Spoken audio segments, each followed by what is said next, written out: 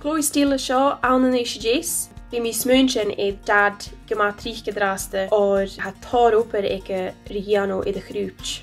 Ha mo fiúr don dal sias chuna vachare ga chuteige a hula lá, bí a gianamh oper na scola tras a vatain is an nuair sin dal sias colarí dad le tí is bí agus ruútan mar sin. Ha mi trang treo gedrast agus fémi iano at mi as stay. Ha vi kopa de fás an ta hechaig an áns, so mi stay drast an ta hechaig so. Fémi iano at mi stay ikes geishin klachte de vate sal jo coronavirus a seo. Agus an ian ook ak me chelnos to go hand e jesh op a skola iano stay drast e chelnos nis bische de drakterilla bi discus de clear de dreu ak.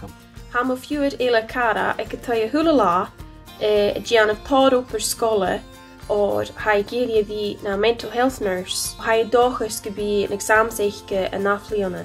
sé an duibh a ha seo gan hula dunne sa drogórn ach ha sin dóchas go bhí a bheitthe acin an an nuist a dáis má de bhaid an an úne nach bíróate.